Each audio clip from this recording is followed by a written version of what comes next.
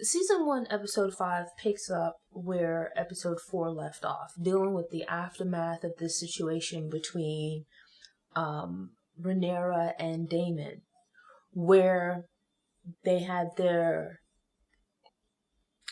family meeting of sorts in the pleasure house, and the fallout that came from that. Daemon once again being banished, in a sense, as well as Hightower being dismissed as Hand of the King. When the episode opens, we're seeing the ramifications of these events, right? Where things stand now. And the very first thing we see is Daemon, where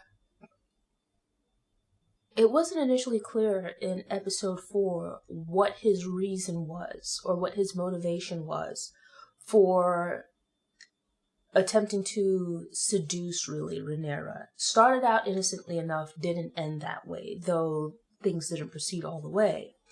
And as always, when most people do things on House of the Dragon, there's some underlying motive, right? So it's a matter of waiting to see, well, what's like the long con here? What's his long-term aim?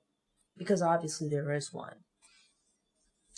And when the episode opens, we see him coming into contact with his wife, who is, I think, I can't quite remember if this is the first time we've actually seen her, like, her actual presence, but there's mention that's been made of her before, where Daemon kind of disparages her appearance, calls her ugly and all this kind of stuff. And we see the woman, and she looks like perfectly fine. She seems to be of an appropriate age and whatnot. No real reason as to, or at least none that's immediately evident as to why he wouldn't be interested. But Daemon seems a little bit off, right? In that, not just that, him and his wife are estranged or living apart, but we find out that it sounds like their marriage has never been consummated. He seemed to have some issues as well with Rhaenyra, which good on them for not, going all the way with his uncle and niece business. But then you also see like some hesitation and some issues elsewhere in his like intimate relations with women. He pops up on a path where his wife is riding. Like, she's out for a day of hunting. She's known as being a very good horsewoman, a very good hunter. And he appears rather ominously on the footpath, where he's like wearing a hood, seemingly trying to like obscure his face and whatnot, but she immediately recognizes him and really chastises him, has some like pretty biting remarks towards him, but really it's return for things that he's said about her in the past, disparaging remarks he's made about her in the past. And just from his appearance, like, she picks up on it, but like is a little bit too slow in getting there in understanding what Daemon's purpose is for being back here, right? Like, she kind of pokes fun at him in that he's been passed over as the series heir by a little girl, meaning by Rhaenyra. And she asks, well, what are you going to do from here? Are you going to kill Rhaenyra? But as we see, like, he's had opportunities in the past, but thus far, he doesn't really, it seems like while he wants to become heir again, at the same time has some, if not love, then affinity for Rhaenyra. And as a result, you get the sense like he won't do her harm. Now, the wife, though, on the other hand, that's not exactly the same case. And as we see here that the two of them have like this confrontation where she picks up on it that he's likely there to do her some kind of harm to get her out of the way.